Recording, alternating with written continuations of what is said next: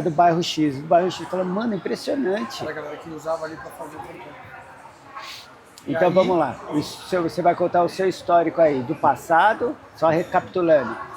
Porque essa parte aí você vai deixar, vamos deixar assim. Quem é a Dai profissionalmente, por que educação física, como você foi parar na Humanas? Quando você diz quem é a Dai profissionalmente, já é para eu falar quem eu sou aqui na Humanas? Seu histórico lá de trás, antes de chegar a ser professora. O que a Dai fez e depois por que ela escolheu educação física? Eu, antes de vir para Humanas, eu trabalhava como estagiária no Clube Escola, dando aula de tênis, né? E anterior a isso, ainda trabalhei numa escolinha de futebol, lá no bairro do Jaraguá. Eram crianças carentes, ali no Parque das Nações, né? Então, crianças de 5 até 10 anos de idade que eu atendia. Fiquei um tempinho e aí depois passei para o Clube Escola. No Clube Escola eu trabalhei com tênis, trabalhei com a terceira idade lá também. Foi um ano assim de muito aprendizado, mas eram alguns conflitos, né, que aconteciam, porque era tipo Morumbi, né? De um lado a comunidade carente, do outro lado a parte da classe média, né? Então quando se encontravam ali em campo, na quadra, tinha alguns conflitos. E pra gente como professor era meio complicado de lidar naquele tempo, eu não tinha tanta experiência, não tinha tanta maturidade para entender algumas situações, então acabava que as emoções vinham à flor da pele, né? Nesse mesmo ano que eu trabalhava lá, foi quando eu conheci a Humanas, que eu fui entregar o currículo lá, e aí o Valmir me recebeu pra... Isso foi que ano? Foi em 2010.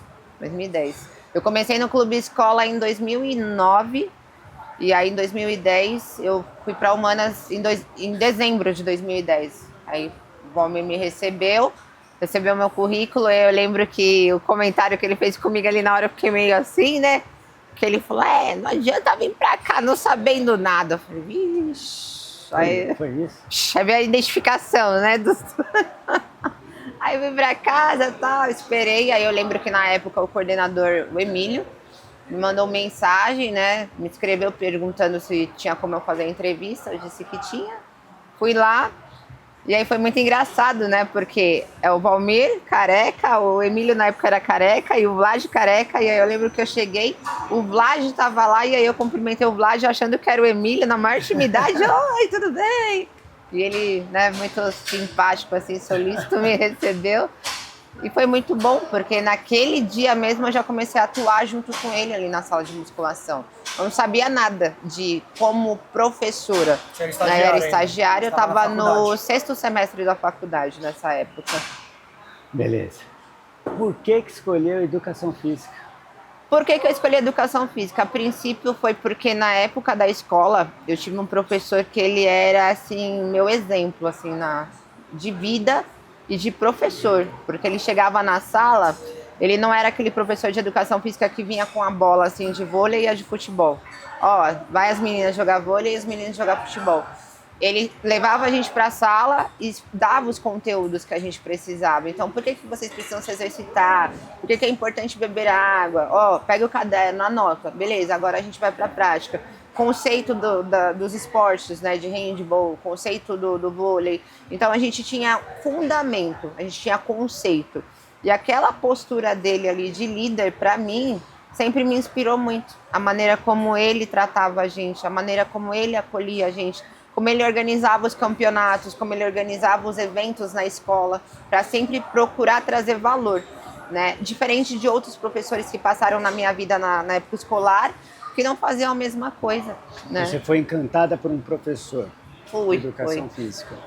Ao mesmo tempo que eu tive ele como minha inspiração, eu tive uma outra que eu olhava e eu dizia, eu não quero ser que nem ela.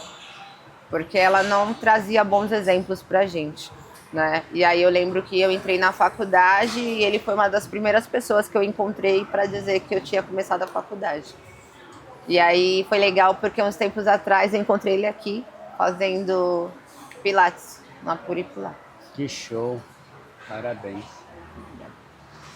Daí você chegou na Humanas e começou os seus trabalhos de estágio. Como é que foi essa história na Humanas? Desde quando você começou a estagiar? Eu comecei o estágio na Humanas em 2010, dezembro de 2010, 7 de dezembro de 2010, não esqueço. E aí comecei ali na sala de musculação, né? Eu lembro que na época a gente tinha pouco espaço, né? A academia era bem pequena, então 2 professores davam conta tranquilamente até um certo ponto, né? E aí depois começou a ganhar mais volume. E aí eu lembro que eu fazia algumas aulas no período da manhã quando eu não ia para a faculdade. Eu ia para a academia para treinar e eu fazia algumas aulas com o Paulo, ou então com o Bruno Yamamoto em outros momentos, quando ele estava lá dando aula. E aí eu comecei a me interessar, né? Eu falava, nossa, que legal essa modalidade, que legal tal coisa. E aí eu lembro que eu acompanhei a avaliação física com o Vladimir. E no dia que eu acompanhei a avaliação física com ele, parece que minha visão fez assim, né? A maneira ali como era conduzido, a maneira como era explicado, que não era só pegar medidas, porque eu tinha uma certa experiência de treino, mas eu nunca tinha passado por uma experiência como a que eu estava vivendo como professora ali e vendo os alunos passando por aquilo, né? De uma orientação correta de por que tem que fazer, por exemplo, a elevação pélvica no chão. Por que é importante para a mulher fazer esse exercício? Eu nunca tinha recebido aquela explicação como aluna, né, em outro lugar.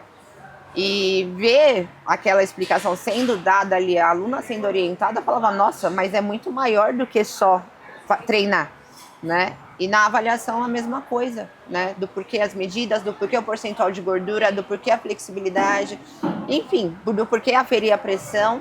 Então foi abrindo os leques para mim, aí eu fui me interessando. E aí eu lembro que teve um dia que o professor de ginástica faltou, o Ronaldo na época, né? Ele faltou da aula de bike, aí você passou na sala assim, deu um tapinha nas minhas costas e falou, vai 10, tem 10 minutos, vai trocar de camiseta pra você dar aula de bike. Eu olhei e falei, quê? Aí eu falei, eu? Aí você falou, vai. Aí eu lembro de uma camiseta lá na Copa, lá verde, peguei ela, vesti, falei, bom, não sei, mas vai que dá certo. Aí eu lembro que eu dei essa aula e foi muito legal, porque eu não imaginava que eu tinha aquela capacidade, porque naquele mesmo dia eu tinha feito uma aula com o Paulo, de bike, e aí eu consegui conduzir super bem a aula, os alunos gostaram bastante, né? E era engraçado porque a gente tinha um palquinho, né, naquela sala de bike na época, então conseguia ver bem assim a expressão dos alunos, eles tudo cansados e eu lá me divertindo, dando aula, nem sabia direito o que estava fazendo, mas tá bom, né? O importante era se mexer. E aí de lá pra cá eu comecei a dar aula, né, de bike. Aí eu lembro que eu comecei a fazer um estágio com o Bruno na ginástica. Aprendi a dar aula de step, aprendi a dar aula de localizada, de abdômen, alongamento. A única que eu nunca me entendi foi com a de jump, mas tudo bem. E aí eu comecei a assumir diversas modalidades dentro da academia, né, principalmente quando a gente mudou de unidade ali para Inajara. Dava aula de bike para iniciante, para intermediário, avançado. Depois disso, eu lembro que eu fui para avaliação física. Comecei a fazer avaliação física manhã, tarde e noite, porque eu tinha uns horários mais flexíveis por conta da faculdade que eu já tinha terminado. E aí eu comecei a entrar numa certa ascensão, né? E minha cabeça começou a fazer assim, né? Nossa, quanta coisa em tão pouco tempo. E isso tudo, a gente vou falar que sim, que nós estávamos já em 2011, um ano quase, né? Eu não tinha nenhum ano de academia, eu já estava na sala de musculação, eu estava dando aula de ginástica, eu estava fazendo avaliação física, eu estava dando personal, tinha muita coisa envolvida. E aí eu lembro que como a gente passou para a unidade maior, e aí veio aquela questão do líder de sala, né? Foi onde vocês me fizeram um convite para poder assumir ali a liderança de um período, que era o período da noite? Período da manhã. O período da manhã, eu aceitei, achei super legal, falei, nossa, agora que minha responsabilidade aumentou, né? Só que aí o ego também, né, lá em cima, né? Mas foi legal porque eu aprendi a ter muito mais responsabilidade do que eu já tinha, principalmente em termos de lidar com a equipe, com os problemas de cada um, né? De compartilhar ali os problemas, de gerir esses problemas principalmente, não só dos alunos, mas dos companheiros de sala que estavam ali. Então, já aconteceu um problema, você que tem que resolver. Não corre não, que é você que tem que resolver. Então isso foi muito legal para o meu desenvolvimento e para o desenvolvimento também de um todo, né? Porque eu lembro que teve uma época que a gente recrutou bastante professores ali para fazer treinamento para a unidade da Mutinga. E fazer parte, né, desse treinamento deles, assim, de desenvolver pessoas. Eu achei muito interessante esse processo de, nossa, tô tendo a oportunidade de desenvolver outros professores, de ensinar outros professores. Então, eu comecei a me descobrir nessa parte de gestão de pessoas também. Então, é algo que me encanta até hoje, né? Que eu gosto muito disso, faço com o maior prazer do mundo. E dessa época pra frente, aí veio o meu primeiro filho, que é o Pietro, né? Eu lembro que em 2012 eu engravidei. E aí eu estava num processo de migrar de unidade. Foi feito o convite para eu ir a princípio para Mutinga, e aí acabou que eu não fui. Fui para Parapuã como subgerente de lá, da Parapuã. Fiquei um tempão lá, acho que um ano e meio por aí. Depois logo a gente abriu aqui a unidade da Cantídio, vim para cá, na subgerência daqui. Depois retornei para Parapuã, que foi quando a Milena nasceu, a minha segunda filha. E aí assumi a gerência da Parapuã. E aí foi um desafio muito maior, né? Quando você está na posição de líder mesmo, né? De ali, um líder, como que eu posso dizer? Direto, né? A responsabilidade é muito maior, porque você errou, o erro é seu, e você tem que se responsabilizar por ele. Né? São pessoas que de diversas características, perfis que você precisa lidar o tempo todo, clientes, funcionários, fornecedores, ter paciência, coisa que na época eu não tinha tanta paciência, procurava ter, né? Então foi um processo que eu também tive que aprender a lidar comigo, né? Com as minhas arrogâncias, com a minha soberba, com a minha intolerância principalmente, né? Para fazer tudo dar certo. Mas aí eu lembro que eu tinha uma equipe que era muito boa, né? A unidade da Parapuã era uma unidade assim que esbanjava muita alegria, né? E era um público muito humilde, no sentido de aceitar as mudanças, de aceitar o que era proposto, que a gente gostava muito de fazer aula no estacionamento, lá na época, né? Foi uma fase muito boa, assim, muito legal nesse momento. Passados os anos, aí voltei para cá, né? Eu lembro que a gente teve algumas questões aí, e aí voltei para cá, para Cantídio, vim como professora de novo, né? Fiquei super feliz, que eu falei, nossa, eu tô em casa de novo. Foi essa sensação que eu tive. Fiquei um pouquíssimo tempo, né, como professora, já passei para coordenação depois de novo. Aí já veio esse desafio de novo de lidar com os professores, mas agora numa questão menor.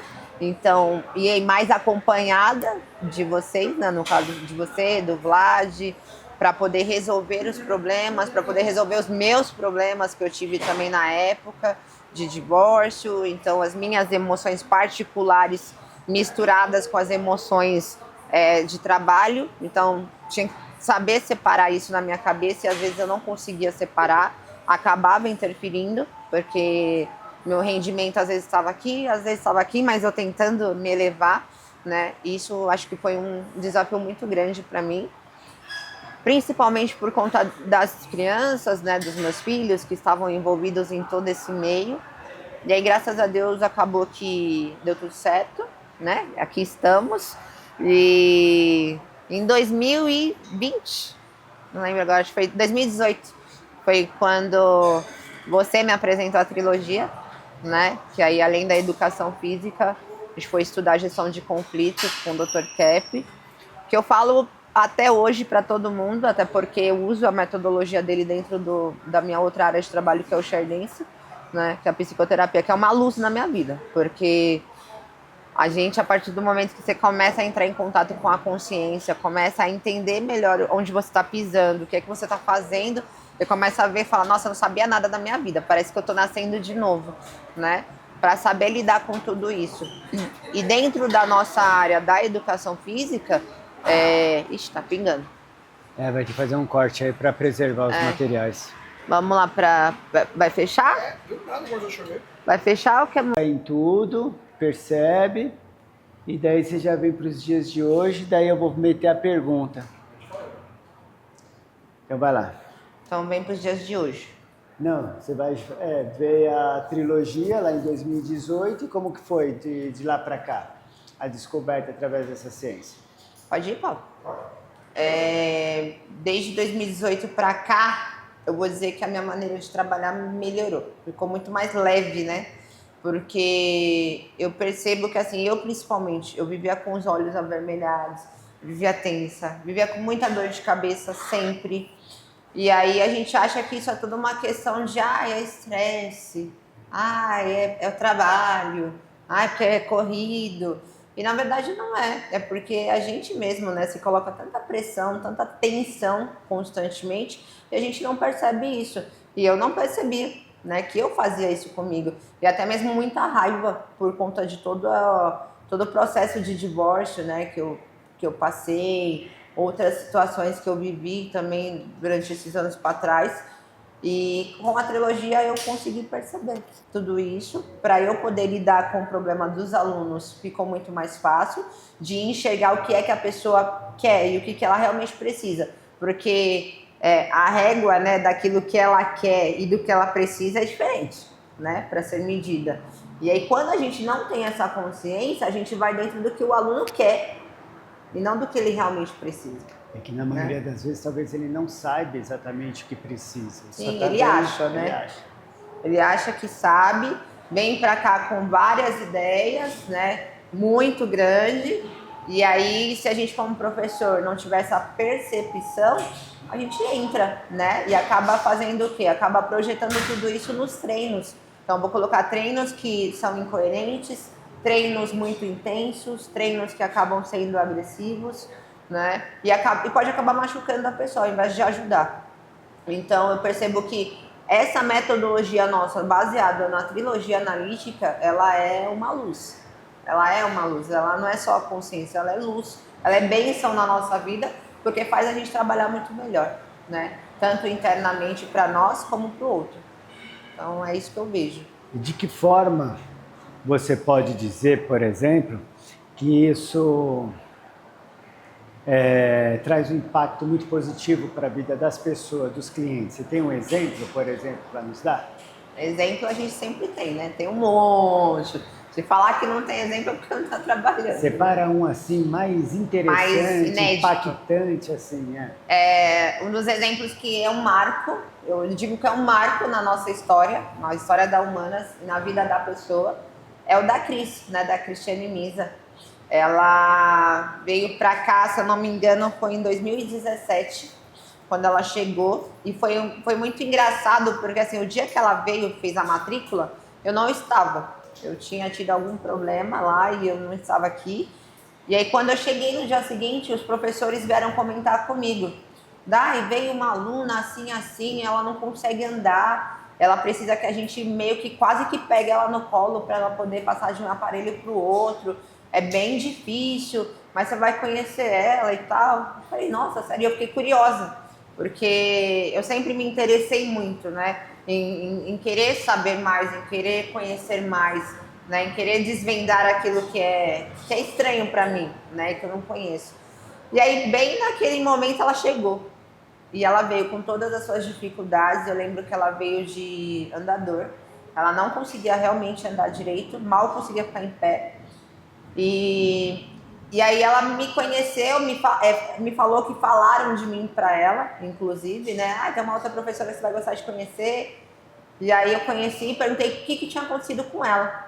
E ela me disse que ela teve uma compressão medular, né? Que é quando tem uma compressão das vértebras, do disco intervertebral, porque a gente tem todo um processo, né? Tem a protusão discal, que é o início ali da hérnia. Tem a hérnia e no caso dela foi uma compressão, então o disco foi praticamente esmagado, ela ficou acamada por 6 meses, ou seja, sem andar literalmente. Como que aconteceu? Foi, se eu não me engano, foi ela trabalhando, ela trabalhava de diarista, né, doméstica, e aí parece que ela caiu da escada e bateu as costas. E aí quando foi ver, tinha dado essa compressão na coluna dela. Então ela ficou 6 meses debilitada total, completamente dependente. Passado esses 6 meses, após o processo de fisioterapia, né, consulta com fisiatra no Hospital das Clínicas e todos os outros médicos dela, ela foi liberada para treinar. Então ela foi em busca de outras academias, mas ninguém aceitou ela, né? Disseram que não tinha condições de atendê-la. E aí disseram para ela vir para cá, que aqui talvez a gente conseguisse ajudá-la. E aí ela veio. Né? Então, e ali eu comecei a tentar entender o que ela realmente precisava, porque Ela não conseguia ficar em pé, como eu falei. Para ela poder fazer bicicleta, ela não conseguia no primeiro momento, sozinha. Eu tinha que amarrar o pé dela no pedal da bicicleta. E ainda assim, nas primeiras semanas foi muito difícil. Para ela fazer esteira, também não tinha como. Então foi tudo na base assim do teste, da boa vontade, da dedicação, do empenho dela e de um trabalho todo em equipe nosso também, né? Porque às vezes eu sentava para trocar o treino dela, para montar esse treino, e eu ficava pensando, eu falava, meu Deus, me ajuda porque eu preciso ajudar ela, mas o que eu vou fazer com ela? Porque eu ficava com medo de passar algo e acabar machucando. Mas aí eu lembro até hoje que eu tive essa conversa com o Vlad na hora de montar o treino e ele disse assim pra mim, falou, Dai, você conhece ela 100%? Falei, não. Ele falou, como é que você vai descobrir se ela é capaz ou não? Falei, testando. Ele falou, não tenha medo de testar, porque tá na sua mão ajudar ela ou não. Então, vai com ela pra sala, leva o lápis e vai testando. Faça todos os testes que você precisar. E aquilo pra mim me deu assim, parece que me deu um turbo, sabe? De boa vontade a mais pra querer ajudar. E aí eu lembro que ela chegou e eu falei, vem, vamos tentar fazer um agachamento aqui. E aí eu colocava ela segurando pra fazer esse agachamento. Não conseguia agachar direito, ela levantava o pé, jogava o joelho pra frente, e aí era toda uma correção que eu tinha que fazer para ela poder transitar de um aparelho para o outro. Ela tinha que me esperar, e a gente sabe que é humanas de segunda, terça e quarta, o fluxo sempre foi muito intenso. E às vezes ela estava aqui nesse horário, 7 horas da noite, e mesmo assim ela esperava. Ela falava, Pro, não se preocupa, eu não tô com pressa, pode atender quem você precisa e depois você vem me ajudar. E eu ia. E aí quando não era eu, era um outro professor, né? Vlad, todos os professores que estavam ali na sala para ter essa paciência, para ajudar ela e principalmente fazer ela entender que ela tinha que ter paciência com o processo dela, porque às vezes ela começava a chorar porque ela achava que ela não era capaz, ela achava que ela não ia conseguir sair do quadro que ela estava. E isso foram se passando os tempos e ela foi se fortalecendo, foi ganhando massa muscular, porque para a situação dela era fundamental que isso acontecesse. E qual era a expectativa dos médicos? Nenhuma. Como que eles Porque deixavam o quadro dela? Eles falavam para ela assim que de todos os pacientes de reabilitação de compressão medular, era raro a pessoa ter uma recuperação 100%. Então eles praticamente não davam esperança, diziam para ela assim, olha, você pode até voltar a andar, mas você vai sempre precisar usar uma bengala.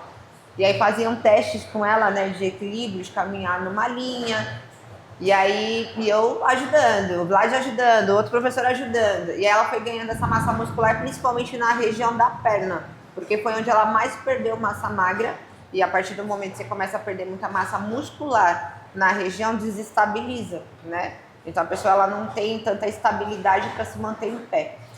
E aí eu percebi que ela começou a ganhar mais massa, começou a aumentar as medidas dela, foi ganhando mais forma também, né? Até a fisionomia dela mudou, porque ela tinha um semblante de uma pessoa triste, de uma pessoa depressiva, que não tinha tanta expectativa na vida.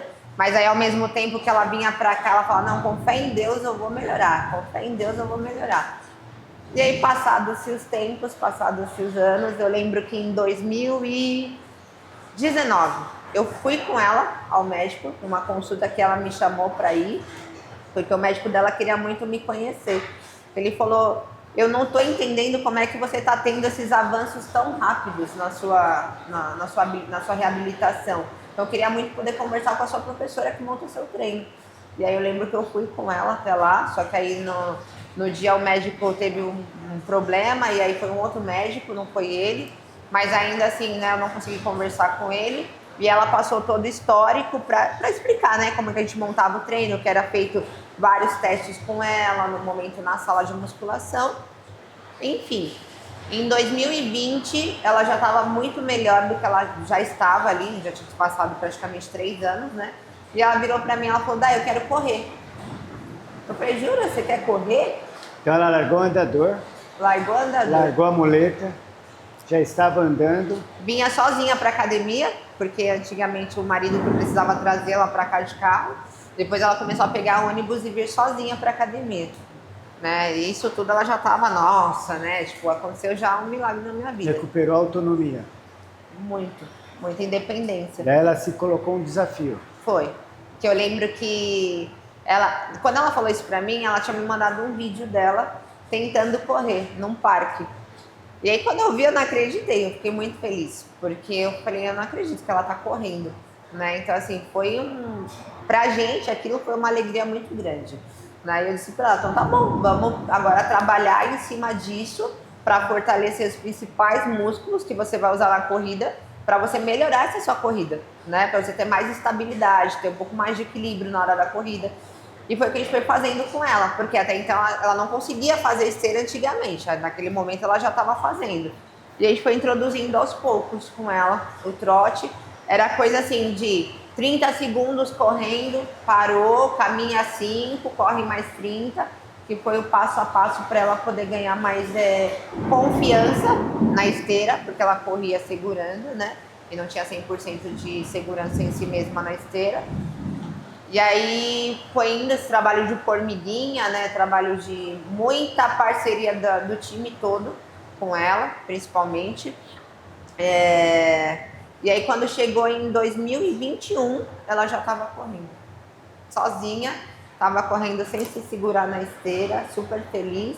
E aí ela voltou com o médico dela, o fisiatra dela, e aí ele foi fazer o teste com ela de equilíbrio. E ela andou certinho na mesma linha. Na linha bonitinha, um pezinho na frente do outro, sem desequilibrar, sem cair. E ele disse para ela, falou, eu não consigo entender o que é que essa academia fez com você. Eu não consigo entender o que foi que aconteceu, porque ninguém teve uma recuperação tão boa como você vem tendo. E até hoje. E hoje ela treina, hoje o treino dela é muito mais intenso, né? Desde 2017, então, né? Estamos em 2025. Tá com uma estética, assim, um corpo que ninguém fala que ela ia ter, esse corpo que ela tem hoje. Uma energética muito boa, né? Uma vibração, assim, muito boa.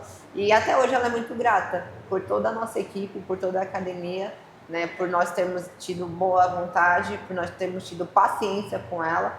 E ela fala, se não fosse vocês, eu não sei o que seria de mim. Eu estaria em cima de uma cama. E o médico falou para ela, falou, Cris, nunca mais na sua vida você pense em parar de treinar. Você continue treinando e leva isso para outras pessoas. Então hoje ela tem um grupo que ela faz parte da reabilitação, um grupo de WhatsApp, que ela é inspiração para essas pessoas. Então ela meio que incentiva as pessoas a treinar. É embaixadora da reabilitação. Praticamente isso. Tem até uma moça que se eu não me engano, é do Paraná, Curitiba, é amiga dela, que passou pelo mesmo problema, pela mesma situação, e ela acompanhou cada processo que a gente fez com a Cris. E aquilo motivou ela a querer ir para a academia também. Então hoje ela tem um personal que trabalha com ela assim dentro dessa linha também, de tentar recuperar, de tentar restaurar. É muito interessante. Então histórias assim que a gente olha e fala, meu Deus, né? Tipo, quanta coisa boa.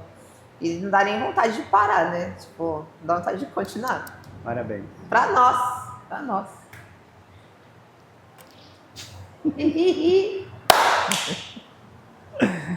Já acabou. 2 perguntas, tá ferrado com ela.